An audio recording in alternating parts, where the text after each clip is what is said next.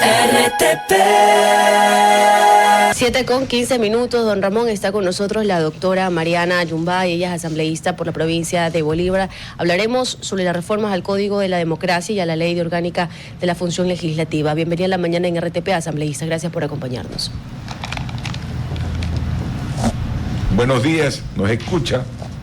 No, se cortó la conexión, don Ramón. Ya tenemos nuevamente, asambleísta Yumbay, bienvenida a la mañana en RTP. Muy amable por acompañarnos. Muy buenos días, muchas gracias por la invitación. Un cordial saludo a toda la ciudadanía que seguramente están siguiéndonos desde los distintos lugares. Asambleísta Yumbay, hablemos de las reformas. Yo decía dos puntos al presentarlas, dos puntos importantes a tratar en esta entrevista, pero quiero empezar por las reformas al Código de la Democracia, un reciente código reformado que hoy nuevamente se somete a perfecciones. Siempre se habla de que toda ley es perfectible y en estos momentos la Asamblea lo está haciendo. Dentro de las reformas al Código de la Democracia está justamente también el auspicio a los partidos políticos.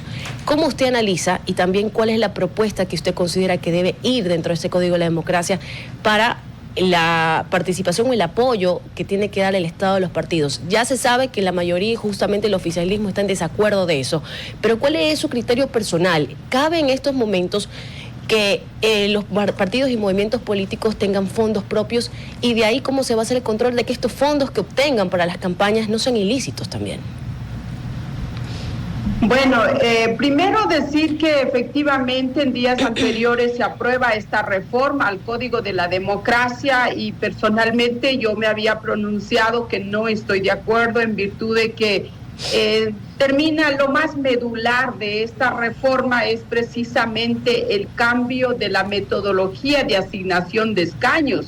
Y ahí se establece hasta antes de la vigencia de la ley, antes de la aprobación y antes de que se publique en el registro oficial, precisamente estaba vigente el método de Webster, que posibilitaba esta posibilidad de que ingresen los candidatos de las minorías, ¿no es cierto? Que las minorías tengan posibilidad de acceder. Ahora con el cambio al método de FON es complicado y vamos a terminar siendo afectados básicamente los partidos y movimientos pequeños que largos años hemos venido luchando para este cambio de metodología y que se posibilite una real participación política de la pluralidad que es coherente con lo que dice la misma norma constitucional, es coherente con dos sentencias de la Corte Interamericana de Derechos Humanos que habla de la obligación del Estado de garantizar una participación participación política y del pluralismo político, teniendo en cuenta que estos dos elementos son las bases de la democracia, ¿no es cierto? La democracia no se hace solo con un partido o con un sector, sino que se hace con la pluralidad de participación de los distintos, de los que han sido excluidos, y con esta dinámica de cambio, definitivamente, nuevamente, vamos a ser excluidos los partidos pequeños o los minoritarios. Entonces, termina afectando a la misma Convención Americana de Derechos Humanos y a la misma norma constitucional que habla del fortalecimiento del pluralismo político.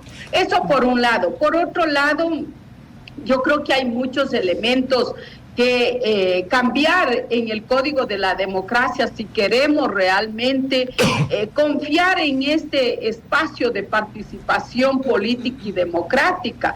Primero, miren, yo creo que la institucionalidad como tal hay que fortalecer. En los últimos años ha habido mucha,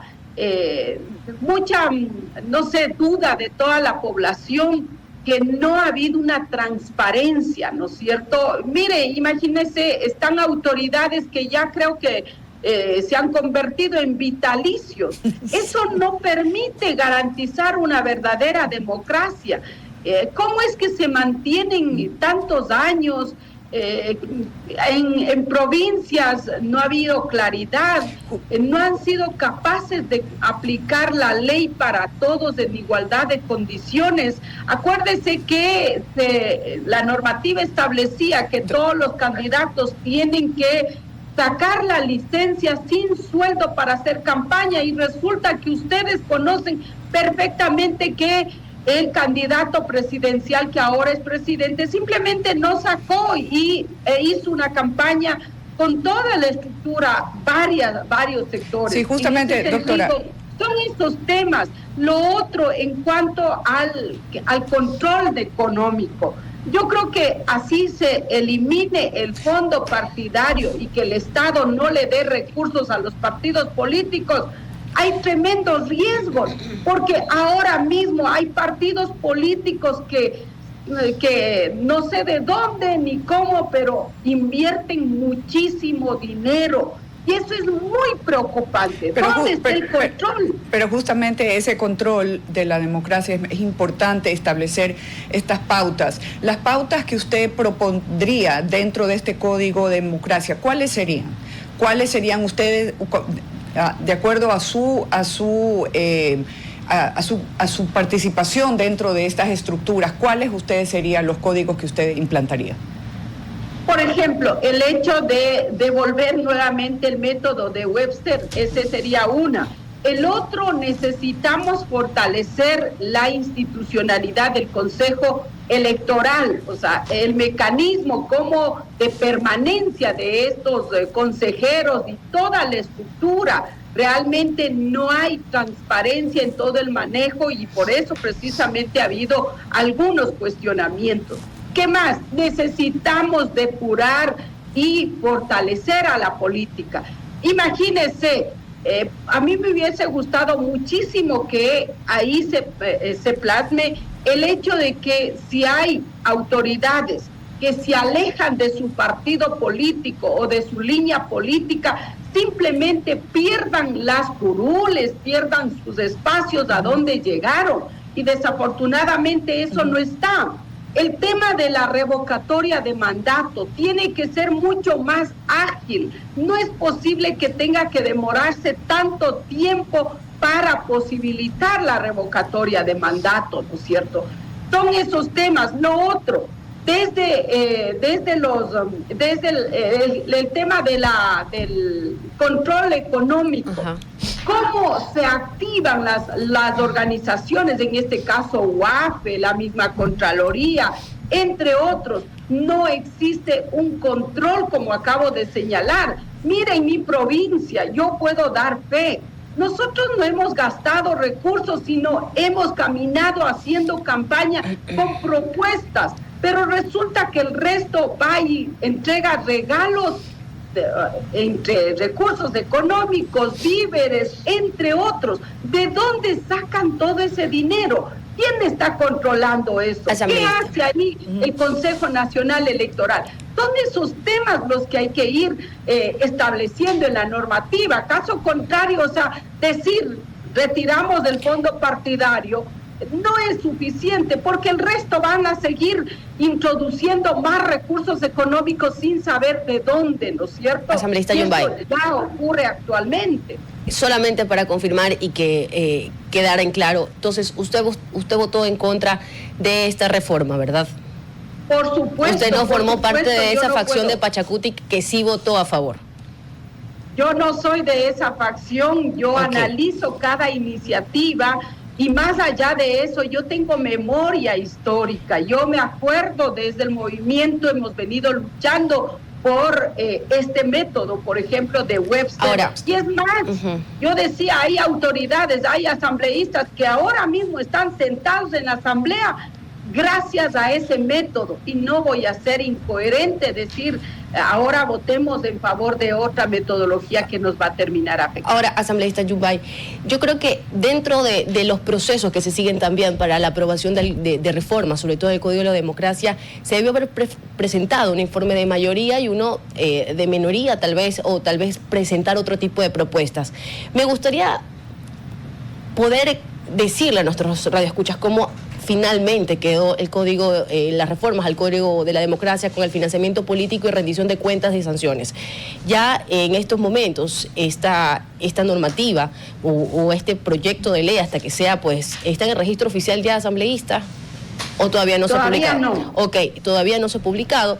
Queda de la siguiente manera, y es que el sistema contable financiero a la política desarrollada por el Consejo Nacional Electoral dice: el uso múltiple de contabilidades o contabilidad transitoria quedaría prohibido y los reportes deberán ser entregados al CNE cada 15 días. Más abajo continúa: una vez finalizada la campaña, los partidos tendrán que en 90 días entregar un informe económico con el detalle del origen y el destino de los fondos utilizados. Es más de lo mismo, por si acaso, porque tenían que igual justificar, claro, todos los fondos de donde venían, y ahí se crearon otras artimañas de que eran, pues, donaciones, y de ahí viene otro asunto. ¿Se presentó alguna otra propuesta diferente a esta?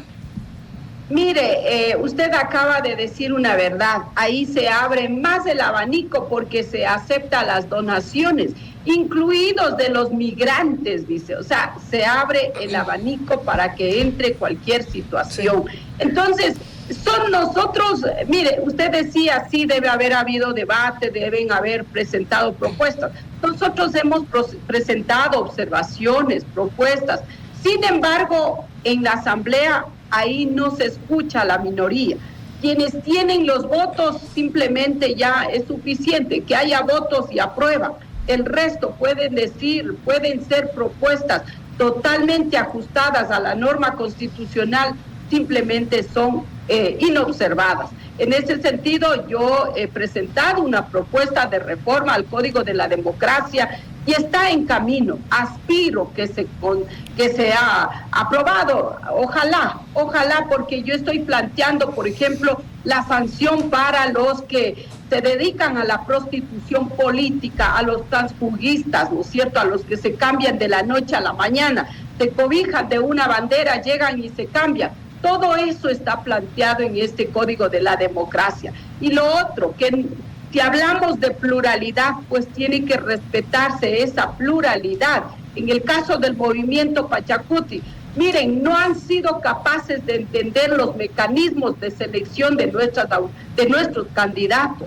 Creen que hay que imponer el mismo mecanismo a todos con elecciones primarias. Nosotros no hacemos así, hacemos en grandes asambleas y ahí se toman decisiones, pero claro, nos terminan imponiendo. Son esos temas los que tienen que establecerse, pero claro, no hay interés para fortalecer los propios mecanismos de democracia colectiva, democracia comunitaria, que hay que fortalecer y que no se los incorpora. Ahora, asambleísta Yumbay, cambiemos un poco de tema. La ley de integridad pública, justamente el segundo debate, este 24 de junio. ¿Cómo se va hacia camino a aprobar ya esta ley?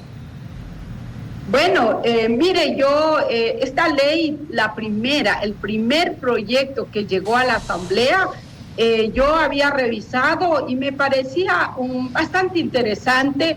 De hecho, yo decía, voy a hacer varias observaciones, recomendaciones y propuestas. Y si se les acoge, yo encantada de la vida apoyaré esa iniciativa, porque todos estamos de acuerdo en que hay que dignificar, hay que eliminar la corrupción del proceso de contratación. Miren, la CERCOP, creo que todo el mundo no es ajeno que conozcan a la entidad CERCOP como la más corrupta, la entidad donde se corrompe, donde se hace barbaridades. En ese sentido, parecía muy bueno, pero en los últimos tiempos ha sufrido cambios desde el título. Ahora se llama Ley de Integridad de Gestión Pública, y lo más grave que yo encuentro, y anoche estuve revisando la versión final, resulta que termina debilitando a todos los sectores de la economía popular solidaria, cuando son ellos a los que deberíamos propiciar el fortalecimiento. También deberíamos pensar en la contratación de las empresas y otros de la localidad, de las circunscripciones territoriales, y ahora no se está pensando en ellos. De alguna forma, yo digo, se termina vulnerando el artículo 288 de la Constitución de la República, y se termina priorizando, abriendo el abanico para la contratación al libre albedrío, o sea, abiertamente, y ahí se deja claramente establecido que pueden entrar contratistas de empresas internacionales. Imagínense una empresa internacional, estará en menores condiciones que tal vez los sectores de la economía popular solidaria o que los mismos contratistas o empresarios del país probablemente no van a estar. Ellos están en mejores condiciones y en este sentido, ¿quiénes van a ganar? Son ellos. ¿Cómo se va a reactivar la economía aquí en el país si no les posibilitamos a los sectores nuestros, ¿no es cierto? Muchos decimos, hay que reactivar la economía, pero con estas propuestas no vamos a reactivar. Es más, ha habido empresas transnacionales y hasta empresas nacionales que se llevan hasta la plata de aquí fuera a los paraísos. Doctora, fiscales. justamente en la ley de integridad pública están las reformas económicas. ¿Usted qué piensa en esos puntos de las reformas económicas? Mire, lo otro que acabo de señalar estos puntos que debilita la economía popular solidaria, pero también es preocupante que en una ley que vino como de urgencia económica, que se introduzca propuestas como reforma al Código Orgánico de la Niñez, que me parece totalmente absurdo y que termina violentando uno de los principios constitucionales, pero también uno de los principios a los que ha desarrollado ampliamente la misma Corte Constitucional, que dice que siempre en un proyecto de ley tiene que haber unidad de la materia. Si se afecta ese principio, simplemente se termina contaminando toda esa herramienta. En ese sentido, veo con mucha preocupación. A mí me hubiera gustado que se fortalezca el tema de la economía popular y solidaria. Sí, justamente esa parte no se fortaleció dentro de esa reforma. Entonces sí es preocupante. Para nada, definitivamente no se fortalece, no se les considera con prioridad, sino como unos más y se acabó. Entonces se abre el abanico, como acabo de señalar, le dé las contrataciones a cualquiera, al mejor postor. Eso significa que los grandes van a tener condiciones para contratar. Y yo voy a poner un ejemplo. Mire qué es lo que ocurre con la alimentación escolar. Mire qué es lo que llega a las comunidades, a sectores tan lejanos, como colación escolar, unas bebidas y unos, no me acuerdo cómo se llama estos, pero que no les gusta a los niños. Ahí está una explicación de por qué hay que fomentar y posibilitar, por ejemplo, la contratación de los sectores de la localidad. Caso contrario, no va a haber respuestas. Y en ese sentido, definitivamente, lamentablemente, no han sido acogidos mis propuestas y más allá de eso, se inserta temas que nada tienen que ver, entonces terminan dañando todo el proyecto de ley que me parecía de entrada muy bueno, pero lamentablemente al no recogerse nuestras propuestas, definitivamente yo no voy a poder ni siquiera apoyar estas iniciativas, a menos que sufra cambios o se haga o se utilice el mecanismo de votación por artículos. Tal vez ahí podríamos estar analizando apoyar ciertos artículos. Asambleísta Yumbay, estaremos pues muy atentos también a su intervención hoy en la tarde para este segundo debate. Le agradecemos muchísimo por habernos acompañado en la mañana en RTP 7:33 de la mañana. Muy amable. Muchísimas gracias y que tengan un buen día. Gracias a usted. RTP